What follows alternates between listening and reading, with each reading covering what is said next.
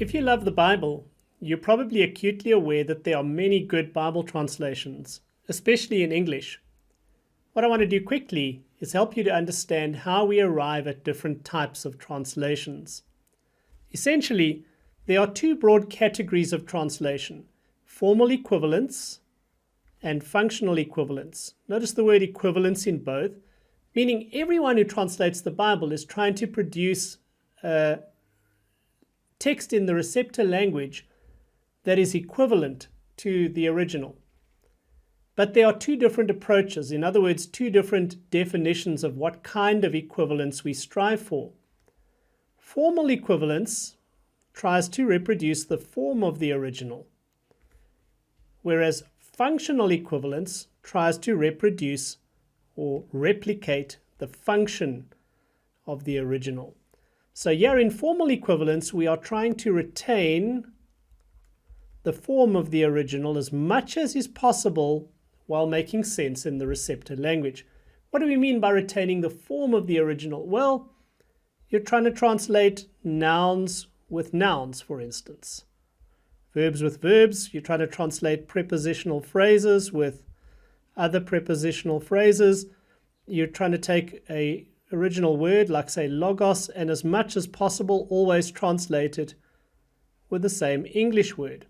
We call this translating word for word, although it's a bit of a misnomer. You can never translate completely word for word.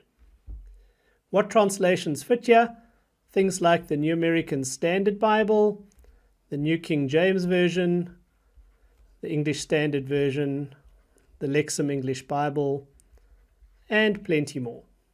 The main alternative to formal equivalence is functional equivalence, where you are trying to reproduce the function of the original. In other words, you're hoping that as a modern person reads your translation, it will be as easy to understand as the original was for the original reader, and that it will have the same or similar impact that it might have had on an original reader.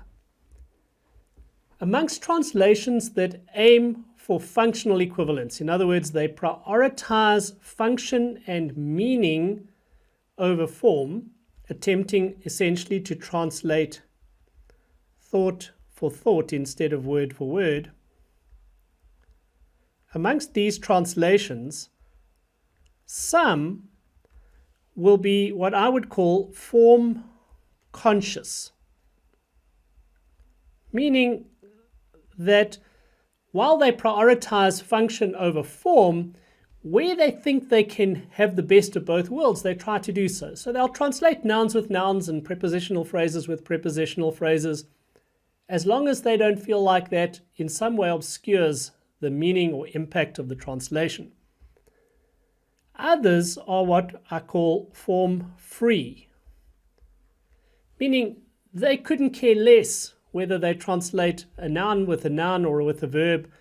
They have no qualms about starting a new sentence where the Greek or Hebrew text has a prepositional phrase and so on. They're 100% concerned with meaning and impact over form. And functionally equivalent translations exist on a continuum over here. Towards the left-hand side, we have translations like the NIV and the New English Translation. These will retain the form of the original as long as they don't think it's hindering understanding. On the far right-hand side, you'd have translations like the New Living Translation, and in between, translations like the Contemporary English Bible, and everywhere across the map here. So broadly speaking, some amazing translations, many amazing translations. Some prioritize retaining the form as much as is possible while still trying to be understandable. Others prioritize functional equivalence, trying to retain the function, ease of understanding, and impact. And within that group, some would try to stay close to the form when they think it doesn't compromise the functional significance, whereas others would be completely free with respect to trying to keep the form of the original. And broadly speaking, those are the approaches that we have to translation in our major English Bibles. As always, hope you found this helpful. If you have, please give it a thumbs up and consider subscribing to the channel. I'll see you next time.